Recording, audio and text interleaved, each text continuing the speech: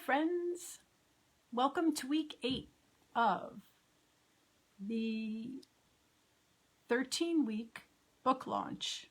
I can't believe we're in week 8 and we've been together for 8 weeks of the behind-the-scenes look at what it takes to self-publishing a book. I am Eva Nadiello, the author of The Memory Box, which is a self-published psychological thriller, a New York Times and USA Today bestseller that has sold over 200,000 copies. And I am about to launch, following you, my next psychological suspense, which releases on November the 16th. And in these last 8 weeks that we've been together, I have shared with you what it takes to self-publish a book. And it's a lot of work, as you probably have seen now through our weekly visits and what has been on my to-do list. When you are a author publisher, which is what an indie or a self-published author is. You're doing everything to create the work, and then you're doing the business side, which is everything from preparing the book for publication, having it edited, getting someone to design the cover, and coming up with a marketing plan that is going to help your book to find its readers and have the best chance for success, create buzz, hopefully, and also get sales, get people to be interested in your book and buy it and review it. All of these things are so important.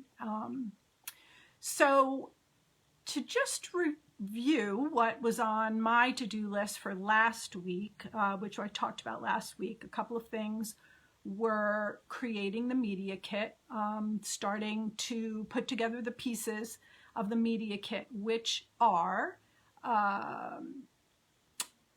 the press release that talks about the book's description, launching the book, which comes out, that's a timely release, comes out at launch. Creating a bio for the author, me, having several different lengths of bios, a very short one, a medium, and a longer bio. What else?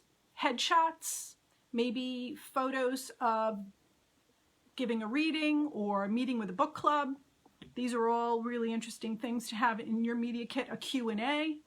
So like I mentioned last week, if you interview yourself, so you come up with a series of questions that you provide the answers for, you're helping the media who you're going to go and ask to cover you or cover your book's release or the themes of your book. It helps them to do their job in a timely and efficient way, and increases the chance that they'll say yes to you. So that's a really important element. So what did I accomplish last week? Well, I got to be real with you guys because last week was tough for me. It was really tough. I know that,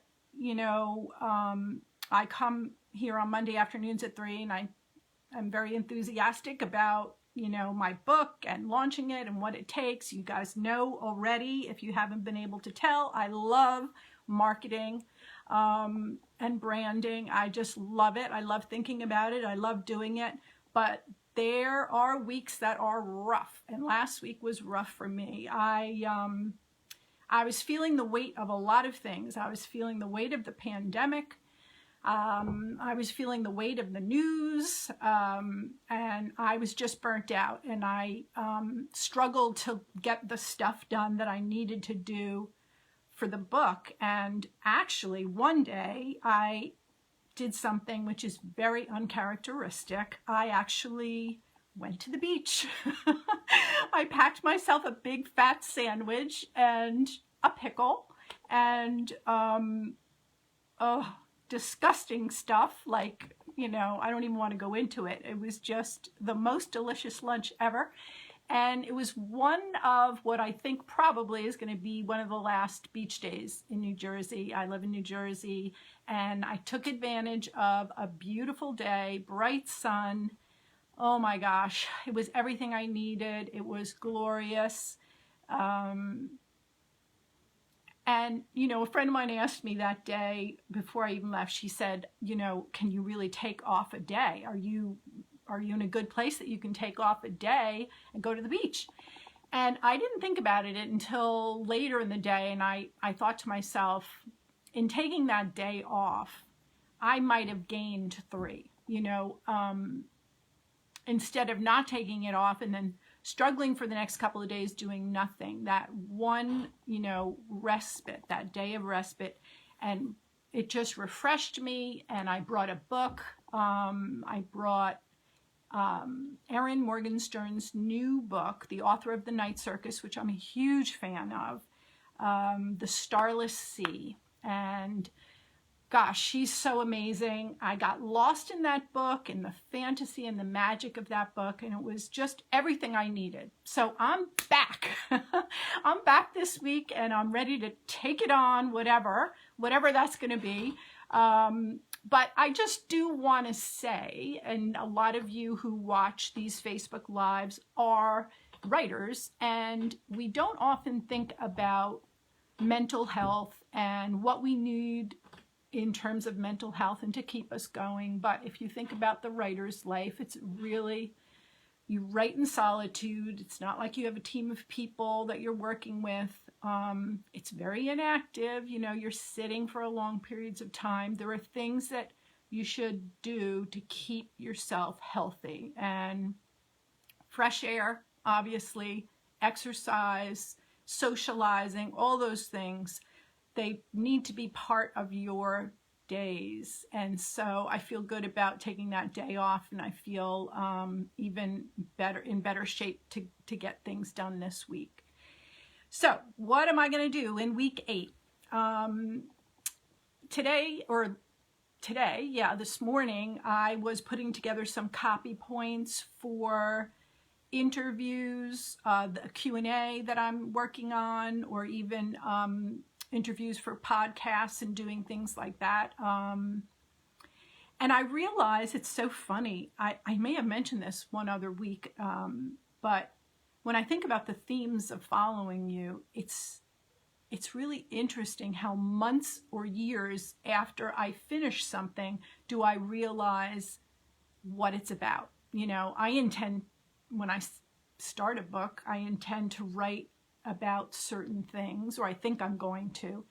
And then there comes a time where the characters take over. And I know it's hard for some people to believe who don't write, how do the characters take over? But they do. And you have to listen to them, you know. And there is one character in following you, and, you know, he's not a great guy. He's not. Well, I'll let you fill in whatever you want, whatever adjectives you have for him, but he's not meant to be, you know, he's not meant to be a hero. And he taught me some real lessons. And one of the things he taught me was, even though he's kind of a louse and kind of a jerk, he taught me about the need for belonging, and how every character, every human has this need for belonging, which is very cool. And I was thinking about that this morning, and sometimes these things occur to me when you least expect it, like what one of your characters is trying to tell you. Listen up, you know, it's so cool. So what else am I working on? Well, I know I keep talking about this cover of mine, and actually Linda last week asked me a question about the cover and color production. I was really disappointed in the first round of proofs I got from KDP Print. They sent me another, I spoke to someone there, and they sent me another group of proofs that were slightly better, but the color still is not what the ebook cover looks like. The ebook cover looks amazing, and it's brilliant and sharp and vibrant, and all of those qualities are kind of missing right now on the paperback. So I need to figure out what to do. They explained to me that I may want the designer to provide a different file type, which is something I put in last week's video in the comments. If you're curious about this issue, about color and the production value of your print copies, look at last week's video in the comments and you'll see what the KDP rep said to me about that. But the other thing I am considering right now is possibly making the cover glossy, which I don't normally like, to be honest with you. But what I've discovered is when your cover is dark, when you have dark colors, glossy makes them pop, makes them vibrant, whereas the matte kind of grays them down and dulls them. So I'm considering that. I mean, I don't know. I was going to ask you guys, what do you think about glossy covers? I would love to know. Please let me know in the comments if you've seen any. Have you seen any glossy paperback covers that you've liked lately, or any at all? Or do you have an opinion on that? I did order new proofs with a glossy cover, so I'm waiting for those to arrive. And we'll see how that turns out. And I know, you know, some of you are like, boy, you're spending a lot of time on your cover. Well, I am going to spend a lot of time on it because it's that important. It is your #1 marketing asset, and you've got to put the time into it. People decide to buy a book based on this one thing. So now's the time to put the time into it, make sure it's perfect. I'm going to be sending books to bookstagrammers this week. Any bookstagrammers on Instagram who are interested in reading, following you and reviewing it, featuring it on their pages, I'll be sending out e-galleys to them. And let's see, what else am I doing? Oh, well, guess what I did also today? I worked on my new book. I'm so excited. And this is also something that made me feel, it really made me feel great to sit down and get some, I know I should be writing my new book, you know, while I'm marketing this one, while I'm getting ready to release it. But sometimes it is very difficult to split yourself into these, have your creative hat on and then have your business hat on in these crucial weeks when there is so much to do that it does gobble up the entire day. And so your focus is more on marketing and getting the book off. And this is certainly true if you're indie publishing, more so than if you're traditionally publishing.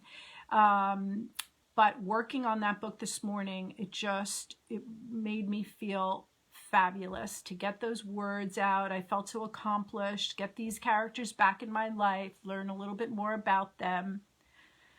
Gosh, there's one character that's so freaking devious. I can't even explain it to you, but you know, you'll hear more about that character in the future. It's really fun, and I think I'm going to do that every single day. It makes me feel prepared and ready to do the business side of following you, and it's a nice balance to have. So that's what I'm up to this week. I hope you guys are doing well, staying strong, staying healthy, getting outside, getting some fresh air, working on creative projects and feeling inspired. And if there's anything that has really inspired you lately, whether it's a movie or a book or anything at all, please leave it in the comments. I need it badly, as we all do. So please share, and I'll talk to you next Monday at 3. Have a great week. Bye-bye.